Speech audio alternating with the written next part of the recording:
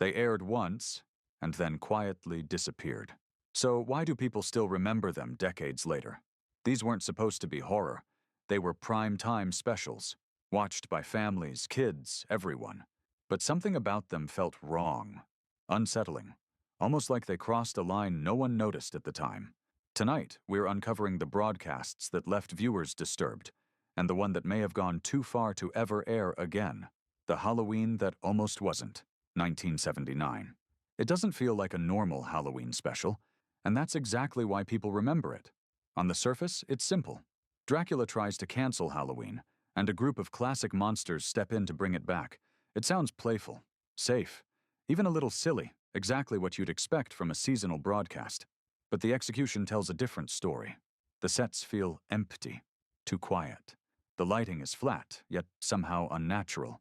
Characters move slowly, almost like they're not fully present. And the makeup, especially on Dracula, leans just far enough into realism that it stops feeling like a costume and starts feeling uncomfortable. Here's where it shifts. There's no real energy, no warmth, just long pauses, stiff performances, and a strange sense that everything is happening in a space that doesn't quite feel real. For kids watching in the late 70s, this wasn't fun Halloween chaos. It felt off, like something trying to be cheerful, but missing something important. It wasn't banned. There was no backlash, no headlines, but over time, it quietly disappeared from regular rotation. And that's what makes it linger. It's because people didn't forget it. They just stopped seeing it. Crowhaven Farm, 1970. It starts like a normal relocation story. A woman inherits a quiet farmhouse and moves in, expecting a fresh beginning. But almost immediately, something feels wrong. The town is too welcoming, too watchful. Conversations linger just a little too long, as if everyone knows more than they're saying. And the house itself doesn't feel empty. It feels like it remembers something. Then the dreams begin. Not random nightmares, but specific visions, rituals, firelight, faces she shouldn't recognize, yet somehow does. Here's where it turns. The story slowly reveals that this isn't just paranoia. The past isn't gone. It's repeating. And she isn't just living in the house. She's part of it. And what made this disturbing for early 70s television wasn't just the subject. It was how seriously it was treated. No camp, no distance, just quiet, creeping inevitability. There are no loud scares, no dramatic music cues, just realization. And that realization builds toward something far darker than viewers expected from a network broadcast. It aired once as part of a TV movie lineup, and while it wasn't officially pulled, it didn't become a regular rerun either, because the tone crossed into something uncomfortable. Not shocking, but deeply unsettling. Satan's School for Girls, 1973. At first it plays like a mystery. A young woman enrolls in a prestigious school to investigate her sister's sudden death. The campus is quiet, controlled, structured in a way that feels almost too perfect. And nothing appears openly wrong, but everything feels slightly arranged. Students behave normally, but without spontaneity. Teachers are polite, but distant. Conversations stop when she enters the room, and the more she asks questions, the more resistance she meets, not directly, but subtly. That's what makes it effective. The threat never announces itself. It reveals itself in patterns. Here's where it escalates. The investigation doesn't uncover a single culprit. It uncovers a system, something embedded into the institution itself. And once that realization sets in, everything changes. Hallways feel narrower, rooms feel colder, faces feel unreadable. What made this disturbing for a television audience in 1973 was its restraint. It didn't rely on spectacle. It relied on control, on the idea that something powerful could exist quietly, in plain sight. The ending doesn't offer comfort. It leaves a question that lingers, not about what happened, but how long it had been happening unnoticed. Don't be afraid of the dark. 1973. It begins with something small, a sound, not loud, not sudden, just a faint scratching coming from somewhere inside the house. Easy to ignore, easy to dismiss. At first, the woman hears it again, then again, always from the same place. The fireplace. A sealed, unused space that should be empty, but it isn't. And the film takes its time proving that. That's what made this different. Most television at the time signaled danger clearly. Music would rise, shadows would move, the audience would be guided. Here, nothing is guided, and the tension builds slowly as the sounds become voices. Whispers, small, pleading, threatening voices that don't sound human. Here's where it becomes unforgettable. The creatures are small. That should make them harmless. It doesn't, because they don't need to overpower anything. They just need access. The idea that something could already be inside your home, hidden, waiting, creates a fear that doesn't end when the screen goes black. Because when it aired in living rooms, late at night, the story didn't stay on screen. It followed people into their own homes, into their walls, into the silence they suddenly heard differently. Trilogy of Terror, 1975. It's structured like 3 separate stories. Different characters, different situations, different tones. At least, that's how it begins. The first 2 segments feel controlled, psychological, slightly eerie, but still grounded in something recognizable. Enough to keep viewers engaged, but not enough to fully disturb them. That's intentional. Because the third story changes everything. A woman returns home with a small artifact, a carved wooden doll bound by a chain. It looks harmless, decorative even, until the chain comes off. And the moment it does, the entire tone shifts. There's no slow build anymore, no mystery to solve, no explanation offered, just movement. Fast, unpredictable, relentless movement. The doll doesn't stalk, it attacks. It doesn't pause, it advances. Every second becomes reaction, panic, survival. Here's what made it different. It wasn't large, it wasn't powerful, it wasn't even realistic. But it didn't need to be, because it moved with intention. And intention creates fear. The confined space of the apartment removes any sense of escape. Every room becomes a trap. Every corner becomes a delay before the next attack. By the end, the story stops feeling like fiction. It feels like escalation without control, and the final moments don't release that tension. They redirect it, which is why viewers didn't just remember the episode. They remembered how it made them feel afterward. Not scared in the moment, but unsettled long after it ended. Bad Ronald, 1974. The premise is simple. A teenage boy commits an accident, and his mother makes a decision that changes everything. She hides him. Not temporarily, not for a night. Inside the walls of their own home. At first it feels like protection, a desperate attempt to avoid consequences. The house becomes a shield, and the boy becomes something unseen. But time changes that. After the mother is gone, the house is sold. A new family moves in. Life continues. Normal, structured, unaware. Except it isn't, because Ronald is still there. And now the perspective shifts. The film doesn't present him as a sudden threat. It lets the idea settle first, quietly, gradually. The realization that someone is watching, not from outside, but from within the structure of the home itself. That's where it becomes deeply uncomfortable, not because of what he does immediately, but because of what he knows. He sees routines, patterns, vulnerabilities. He learns the house in a way the family never can. Here's what made this disturbing for television. It removes distance. There's no supernatural element. No external force, just a person, but hidden in a space that should feel safe. And the longer it continues, the more that safety dissolves. Walls stop feeling solid, rooms stop feeling private, and everyday actions, walking, sleeping, existing, start to feel exposed. By the time the tension reaches its peak, the fear isn't sudden. It's fully developed, which is why the film didn't shock viewers in one moment. It slowly made them question something much worse, whether privacy was ever real to begin with. The Norless Tapes, 1973. It doesn't present itself like a story. It presents itself like evidence, recorded interviews, personal accounts, fragments of information collected over time. The structure feels deliberate, almost procedural, as if the audience isn't watching fiction, but reviewing a case. That choice changes everything, because it removes the usual signals that something isn't real. The narrator isn't dramatic. The events aren't exaggerated.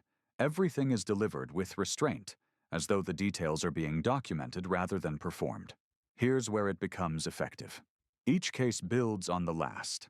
Occult practices, reanimation, unexplained deaths tied to rituals that feel grounded enough to question, but distant enough to remain unclear. And that uncertainty is the point. Nothing is fully explained. Nothing is fully denied.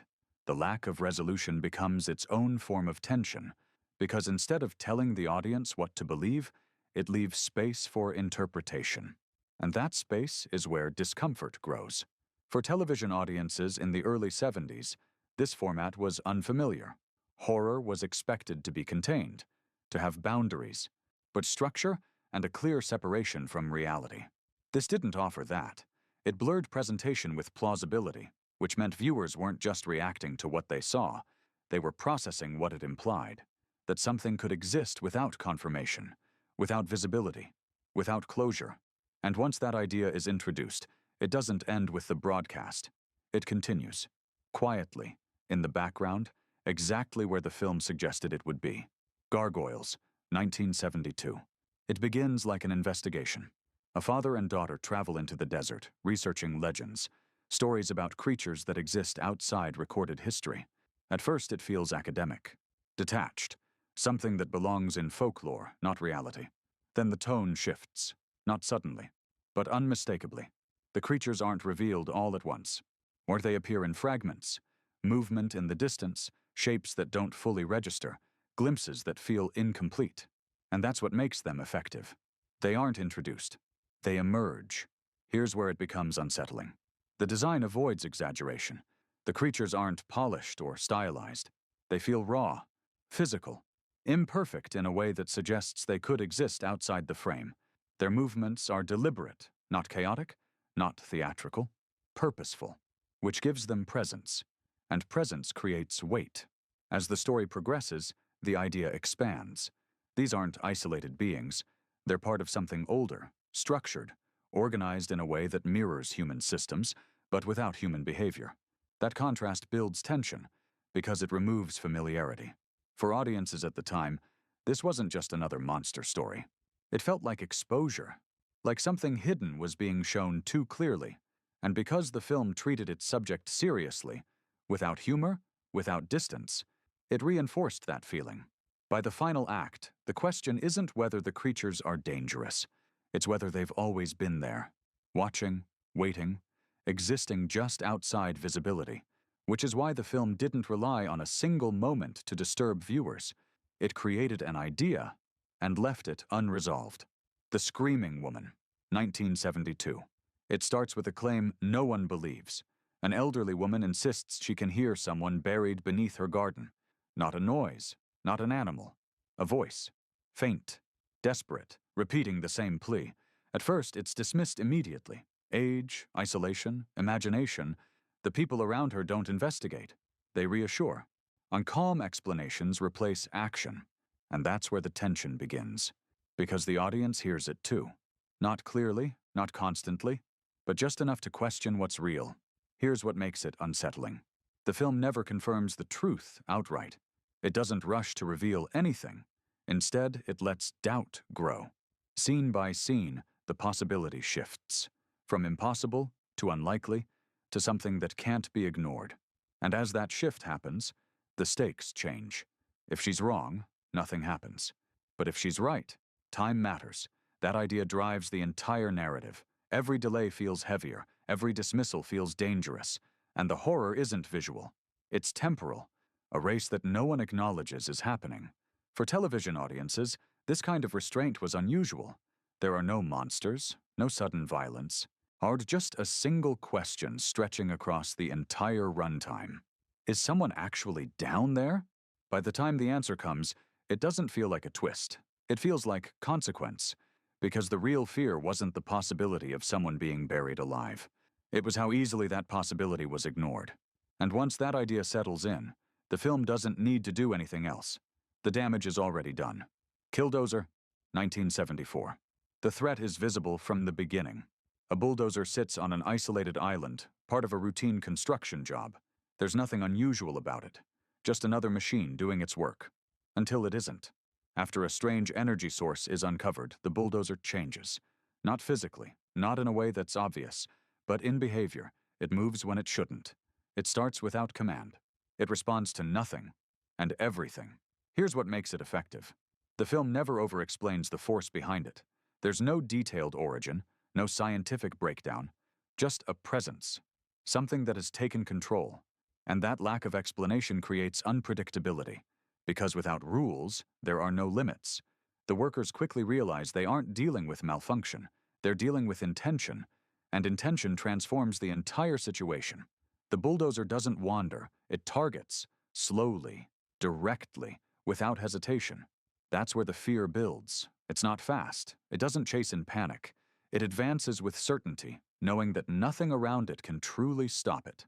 For viewers, this creates a different kind of tension. Not sudden fear, inevitable fear. You see it coming long before it reaches its target, and that waiting becomes the experience. For a television audience, this concept felt unfamiliar.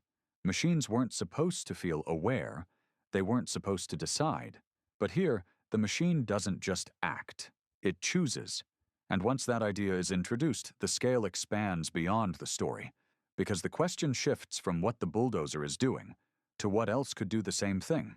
Not loudly, not dramatically, just quietly taking control. Duel, 1971, TV version. There's no introduction, no explanation, just a man driving alone on a long, empty road. And then, another vehicle appears. A truck. At first, it's nothing, just another driver, another presence on the highway. But something about it feels wrong. It doesn't pass. It doesn't fall back. It lingers, and then it starts to follow. What makes this terrifying isn't what the truck does, it's what it doesn't reveal. The driver is never clearly seen. There's no identity, no motive, no communication beyond movement. That absence creates tension, because without identity, there's no reasoning. Without reasoning, there's no predictability. Here's where it escalates. The encounters become more aggressive. Subtle intimidation turns into direct threat. The truck doesn't just follow, it controls the road. It dictates movement. It decides when the situation changes. And the man being followed can't escape that control. Every attempt to break away only resets the cycle, which creates a loop, and loops remove hope. For viewers, this becomes less about survival and more about endurance. How long can someone remain under constant pressure without understanding why? When that's the real horror. Not the pursuit, but the lack of explanation behind it. Because explanation creates boundaries, and this has none. For a television broadcast, this stripped-down approach felt unusually intense. There are no distractions, no secondary storylines, just a single escalating situation with no relief. By the final moments, the tension doesn't feel cinematic. It feels personal, because the film doesn't suggest this is a unique event. It suggests it could happen anywhere, on any road, at any time, with no warning and no reason. The Night Stalker, 1972. It doesn't begin as horror. It begins as investigation. A reporter starts tracking a series of murders, random, brutal, and seemingly unconnected. At first, the focus is procedural. Interviews, evidence, patterns. Everything follows a logical structure. Until the pattern breaks, the details stop aligning with normal explanations. Witness accounts become inconsistent, but not dismissible. Physical evidence points towards something that shouldn't exist. And that's where the tone shifts, not dramatically, gradually. Here's what makes it work. The film never abandons realism. Even as the conclusion becomes more extreme, the presentation remains grounded. The reporter doesn't jump to conclusions. He resists them, which makes the final realization harder to ignore, because it isn't presented as belief. It's presented as inevitability. The idea that something unnatural could exist within a completely normal environment becomes the central tension. And once that idea is accepted, everything changes. Streets feel different, night feels different, isolation feels heavier. Yet because the threat isn't hidden in some distant place, it's embedded in the same world the audience recognizes. For television viewers, this blurred line was deeply unsettling. Horror was expected to exist in separation, to feel contained within its own space. This didn't offer that separation. It integrated the impossible into the ordinary, and that integration made it linger. Because even after the story ends, the structure remains intact. The logic, the investigation, the process, only the conclusion changes, which means the audience isn't just reacting emotionally, they're processing it rationally. And that combination is what makes it stick, not as a moment of fear, but as a possibility that never fully resolves. The Legend of Lizzie Borden, 1975. There are no monsters here, no supernatural elements, no fictional threat, just a story based on real events, and that's what makes it heavier. The film reconstructs a well-known case, but it doesn't present it as distant history. It presents it as something immediate, personal, almost intimate in its detail. Scenes unfold slowly, carefully, without exaggeration, and that restraint builds tension. Because nothing is dramatized beyond recognition, everything feels measured, which makes every moment harder to dismiss. Here's where it becomes unsettling. The violence isn't constant. It isn't graphic in the way modern audiences might expect, but it's implied with precision. The build-up matters more than the act. Every interaction carries weight. Every silence suggests something unspoken. And as the story progresses, the atmosphere tightens, not through action, but through implication. As the audience isn't told what to feel, they're left to interpret.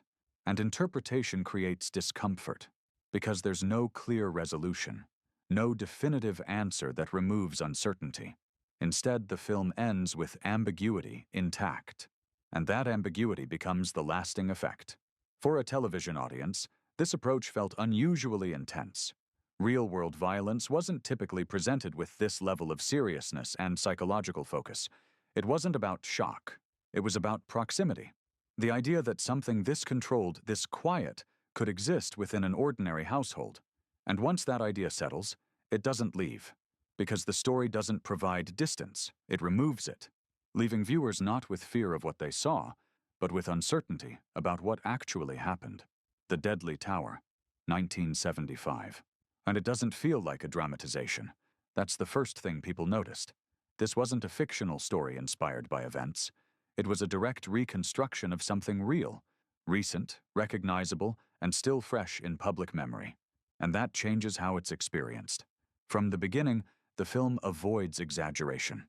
There's no stylized presentation, no dramatic filter to soften what's being shown. Everything is direct, measured, controlled, and that control makes it heavier. Because it doesn't create distance, it removes it. Here's where it becomes difficult. The film doesn't build toward a traditional climax. There's no twist, no sudden shift designed to shock. The outcome is already known, which means the tension comes from something else. Progression. What's watching events unfold step by step, knowing exactly where they lead, creates a different kind of pressure, one that doesn't rely on surprise, but on inevitability. And inevitability is harder to process. For television audiences at the time, this crossed an invisible boundary. Fiction had rules. Even horror had limits. This didn't follow those rules. It presented real-world violence in a format usually reserved for entertainment, and that contrast made it feel unsettling in a way viewers weren't prepared for. Not because it was inaccurate, but because it was too accurate, too immediate, too close to something that hadn't fully settled. The reactions reflected that. Not outrage, but discomfort. A quiet sense that something had been shown too directly, too soon. And while it wasn't formally banned, it didn't circulate widely afterward.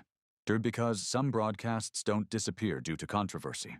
They disappear because they reveal something people aren't ready to revisit. They weren't marketed as horror. That's what made them work. They slipped into living rooms, blended into normal programming, and left something behind. Because the fear wasn't loud. It was quiet, lingering, and maybe that's why they vanished. Not because people forgot them, but because remembering them felt just a little too uncomfortable to repeat.